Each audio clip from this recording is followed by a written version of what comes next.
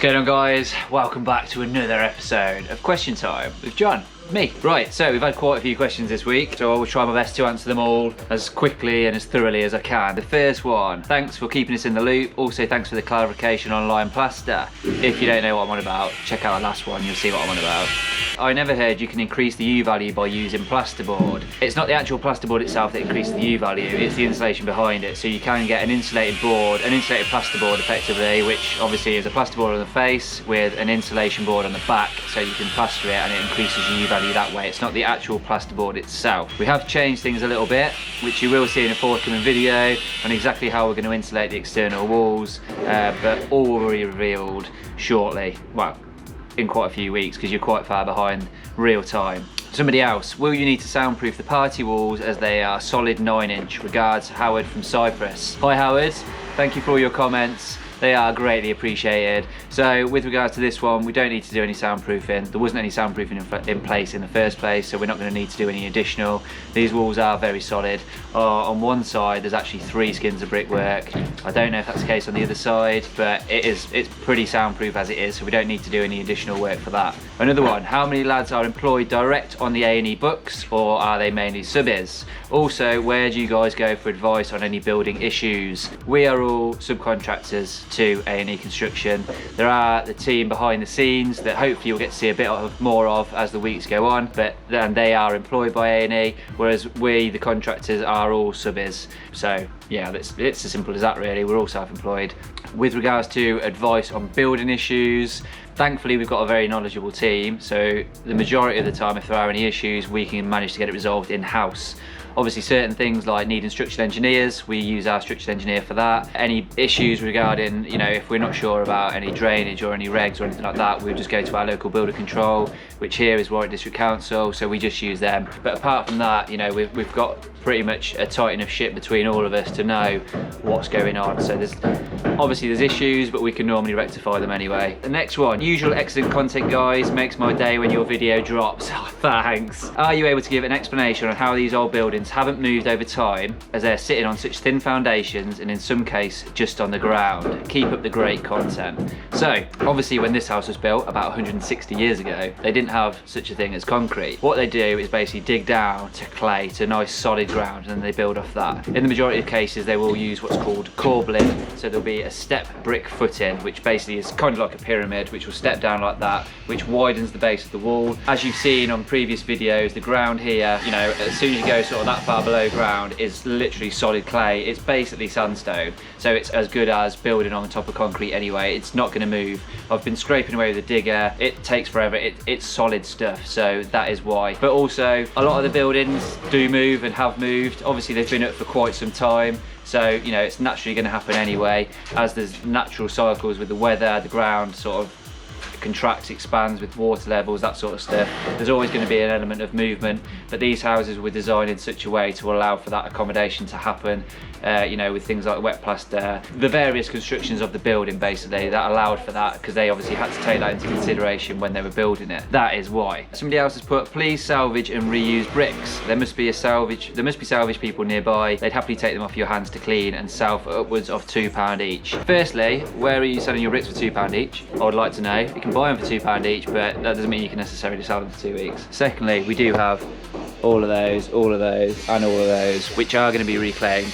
We are reusing them in this wall behind me, the garden wall, which you'll be able to see. So the neighbouring properties, they are being reused on that side to reinstate it as was. The remainder of them will more than likely be sold. They've all been dressed, they've all been cleaned off. Everything else that we've took off that was unusable has gone to our other yard and will be crushed up and used as hardcore. Watch out for that video as well with our exciting little, well, it's not little, it's massive rock crusher that we've got. Somebody else has said, how much is the asking price for this house when finished? I am not going to tell you that. You are going to have to do a bit of investigation when this house is on the market and find out for yourself. Somebody else is asking about having a portable crusher on site. Yeah, it would be more cost effective to have a portable crusher on site in the short term, but the problem is we've got a large crusher off site and we can just stockpile everything there and do it all in one go. Doing it in small amounts here and then carting it off is just exactly the same. We're not going to be using a lot here anyway, so it would have been it probably would have ended up costing us more money to hire a portable one in, crush it here and then move it when it's crushed. Do you move all the old electric cables and plumbing? Yes, this house has been totally stripped out. All the plumbing work and all the electrics, all the cables, pipes, everything has all come out, and we have kept it in a secure container. That is going to be basically our Christmas fund, so we will tap that all in and go out for a nice meal, a nice pleasant meal, and very civilised, you know this. Somebody else has also put, why can't your videos be up to date instead of all over the place? Huh? I'm assuming you're meaning this video that we're doing, the Q&A, because I'm doing this in real time, and the actual series itself. So obviously the series itself is quite behind, purely because we don't want to just be firing everything out at you and then end up with no content, because we do only have the one job on at the minute. So that's why we're doing one of these and then one of these Q&As now. I'm assuming that's what you're referring to. By doing this in real time, well, literally I'm doing it now, and this will be released in a couple of days. This enables me to answer the questions that you were sending me on YouTube, on Instagram. Somebody else has put, where's Will at? Get on that roof. Right, Will, in real time now, is starting on Monday. So he will be back on the roof. He's already done some work up there. What you need to do is check out our Instagram, at buildwithae, for some behind the scenes stuff, so you can get up to date. Obviously we post on there daily on our story, so you'll be able to see all of that, and you'll be able to see Will on the roof next week. But on this series, on our Regal Resurrection series, you can check that out probably in a couple of months or so, to be fair, when we get to that stage. Over to, this is on Instagram now. So somebody has said, will there be a loft conversion at all? So we were looking at doing a loft conversion, however, the pitch of the roof is very shallow, and there's barely enough room to stand in there in the ridge. So we decided not to do it. We could have done it, but it would have meant dropping the ceilings upstairs, and it would have been a lot more work for probably not a lot of gain, so we decided against that. The property is big enough as it is, so we're not really going to benefit by doing a loft conversion in this case anyway. The same person has also asked, why don't you just remove the old chimney stacks and the floors to open up more space? It's not always as easy as that. It would be nice to do that because it would allow for more space, but what that's going to do is potentially cause us a lot more problems with internal brickwork, because they can quite often be tied into next door if they're a shared stack, so it can open up a massive can of worms. So we've decided to leave them in there, vent them properly, and then that's it. It's kind of like a feature. There are going to be some fireplaces downstairs, but they won't be open fireplaces, they'll just more be a decorative thing. Somebody else has also asked, how would you price, this is the final one now I promise, how would you price a project of this scale and manage project timeline? Simple answer, True Trade. We use True Trade. If you haven't heard of True Trade yet, check out the link in the bio and it will tell you all about that.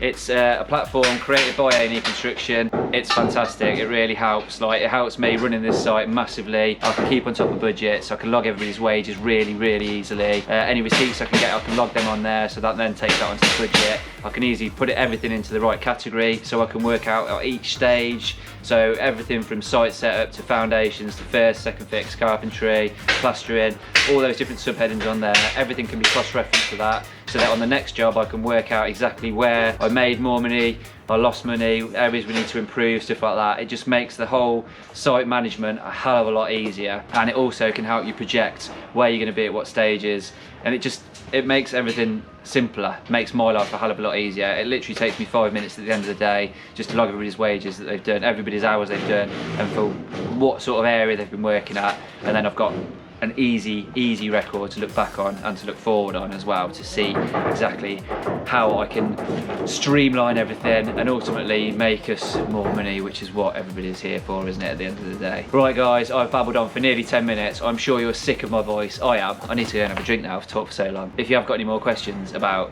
anything that we do, preferably the Regal Resurrection, or anything we put on Instagram or TikTok or YouTube, whatever, just ask us the questions and I will do my best on here to answer them. Take care guys, see you next week.